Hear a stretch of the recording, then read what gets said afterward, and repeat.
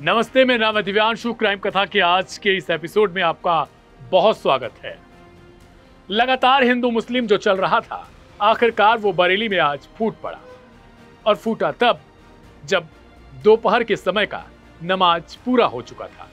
सैकड़ों हजारों की तादाद में इकट्ठा हुए मुस्लिम एक साथ जब एक मैदान में जाने लगे अपने प्रदर्शन के लिए, और एक ज्ञापन जो डीएम को सौंपा जाना था राष्ट्रपति के नाम पर, उसी दौरान अचानक से कुछ ऐसा हो जाता है जिसके बाद जबरदस्त न सिर्फ पथराव की घटना देखने को मिलती है, बल्कि लाठीचार्ज भी देखने को मिलता है। वहां पर मौजूद जितनी भी यूथ थी, जितने भी दूसरे लोग थे, चाहे वो बूढ़े बुजुर्ग कोई भी रहा, वो सब अचानक से भागने फिरने लगते हैं और लोग एक दूसरे पर गिरने लगते हैं। इस दौरान कई छतों से आरोप है कि पत्थरबाजी की गई, धार्मिक नारे लगाए गए और इसके अलावा तमाम तरीके से दूसरी घटनाएं भी देखने को मिली। पुलिस की तरफ से आरोप लगाया गया कि कुछ हथियार भी मिले हैं। हालांकि ये कौन से हथियार हैं, ये आगे आने वाले समय में देखना अपने आप में कहीं ना कहीं ये जांच का भी विषय बन जाता है। लेकिन जो आज कुछ हुआ, वो क्या सिर्फ आज के लिए ही था या फिर इसके लिए कई दिनों से उकसाया जा रहा था? पीछे की घटनाएं अगर आप देखेंगे तो आई लव मोहम्मद से शुरू हुआ ये कहानी। ये कहानी कहीं ना कहीं अपने आप में एक बड़े हिंसा की साजिश रच रही थी। इसमें न सिर्फ सरकार की नाकामी है, इसके अलावा पुलिस से लेकर हमारे समाज के लोगों की भी नाकामी है। बरेली में होने से पहले इस घटना के मौलाना तौकीर रजा, जिनका नाम बार बार आ रहा है, उन्हें लेकर कहा जा रहा है कि उन्होंने इन्हें भड़काया था। उनका एक बयान भी अभी हम आपको सुनवाएंगे, जिसमें उन्होंने प्रशासन को खुली चुनौती दे रखी थी। लेकिन सवाल तो यह है कि चाहे वो हिंदू हो चाहे मुस्लिम, अगर इनकी यूथ को भड़काया जाता है तो फिर जब कोई हिंसक घटना होती है, कोई दंगा होता है, कोई अप्रिय घटना होती है, तो उसमें दिक्कतें किसे होती हैं? आज कुछ लोग बरेली में कुचले गए, जो घायल हो गए, वो लोग जिनके ऊपर लोग गिर गए, उनके साथ क्या हुआ होगा? पुलिस ने जबरदस्त लाठीचार्ज भी किया, उन्हें चोटें भी आई।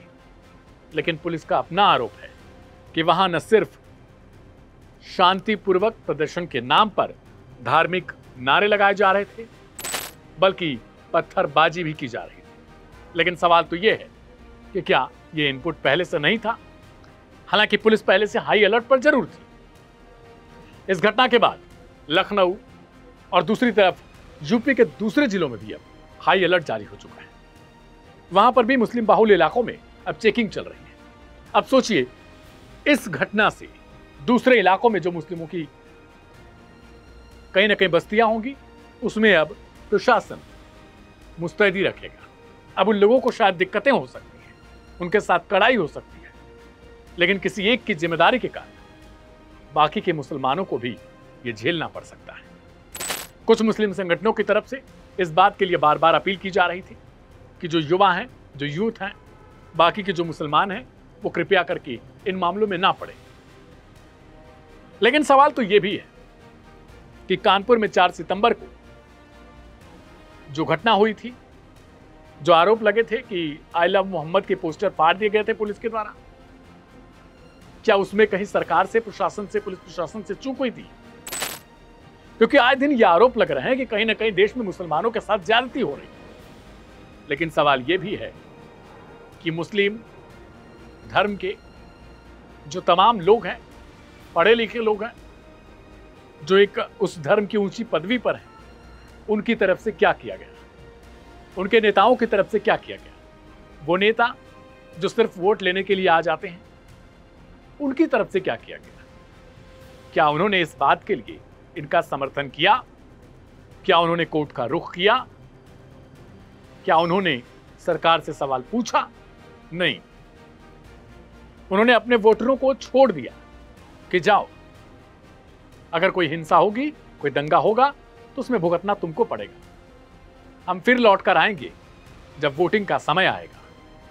हम फिर तुमसे वोट मांग लेंगे जिस दिन चुनाव का वक्त आएगा।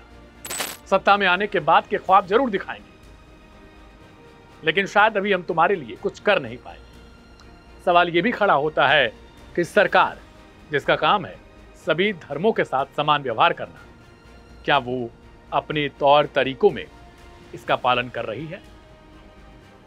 ये तमाम पार्टियों के आरोप हैं।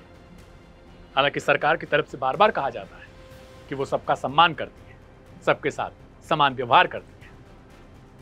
अब सुनवाते हैं आपको सबसे पहले तौकीर रजा का वो बयान, जिसके बाद इस घटना के होने की बात कही गई। सुनिए।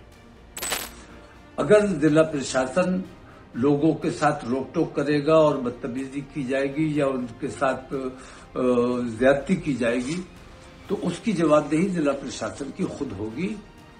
बाकी हमारा प्रोग्राम पूरी तरह अमन का है और मेरी अपने तमाम लोगों से ये दरख्वास्त है कि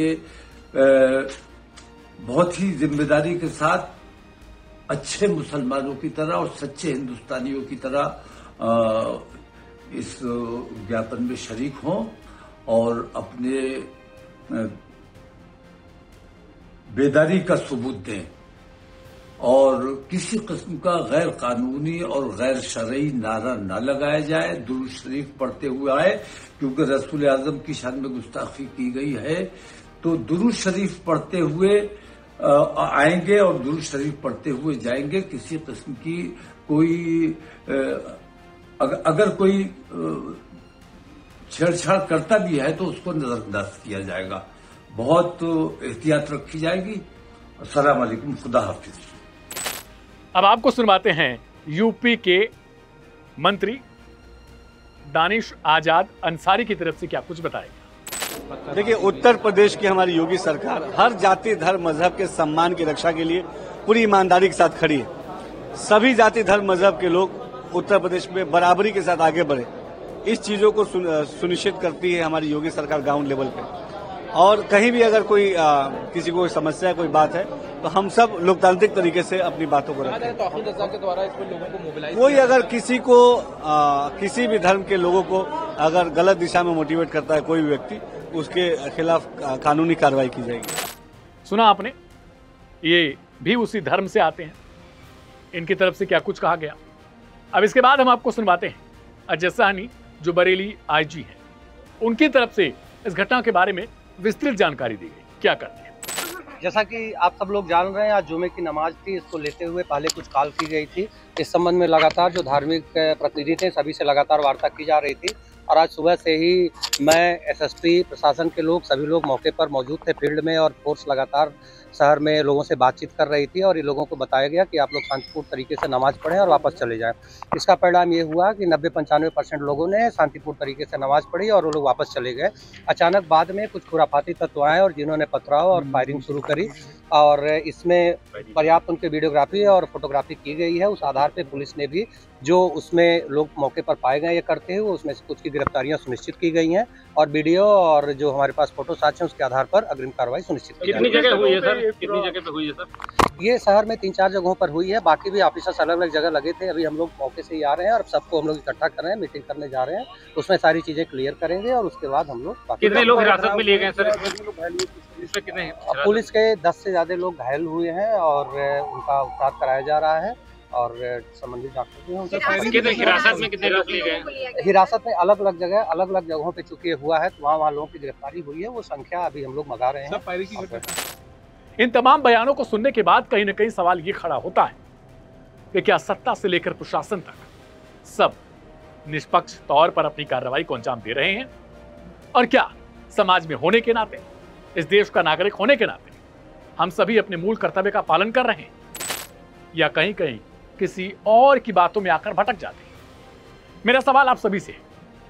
आप में से बहुत सारे लोगों को हो सकता है बुरा लगे, लेकिन सवाल यह है, आई लव महादेव लिख के सड़कों पर उतरने से, आई लव मोहम्मद लिख के सड़कों पर उतरने से, आई लव फलाना ढिमकाना कुछ भी लिखने से, क्या उससे हमारा धर्म, हमारे ईश्वर, अल्लाह या कोई और मजबूत होते हैं? ये दिखावटी प्रेम हमें बंद करना पड़ेगा। मैं बार बार आप सबसे अपील करता हूं, खुद आगे जाइए, देश को आगे लेकर जाइए, अपनों को आगे लेकर जाइए। इन सब में कुछ नहीं रखा है। हम ईश्वर, अल्लाह या फिर XYZ जो भी हमारे, जिनको हम मानते हैं, उन्हें हम खुद कहते हैं सर्वशक्तिमान है, तो हम उन्हें हमारे इस तरीके के सपोर्ट की क्या जरूरत है? हमें उनके सपोर्ट की जरूरत है। इसलिए उनके दिखाए सच्चे रास्तों पर चले, ना कि हम उन रास्तों पर चले जहां पर दंगा, फसाद, विवाद, झगड़ा, मारपीट, हत्या, लूट, डकैती, ये सब। और सत्ता में बैठे लोगों से भी सवाल है कि अगर आप निष्पक्ष होंगे तो शायद अगली बार भी चुनकर आएंगे। कहते हैं कि कब तक खैर मना सकते हैं, अगर हमारे अंदर खोट रहेगा तो एक न एक दिन हमारी सत्ता से विदाई तय हो जाएगी। इसलिए आप जिस भी कुर्सी पर हैं उसका पालन करिए। आज की क्राइम कथा में फिलहाल इतना ही रहेगा। मेरा नाम है दिव्यांशु। आप सभी को शुभ रात्रि। सभी से अपील, इस वीडियो को शेयर करके दूसरों को भी बताइएगा कि उनके लिए क्या सही है, क्या गलत है। नमस्ते।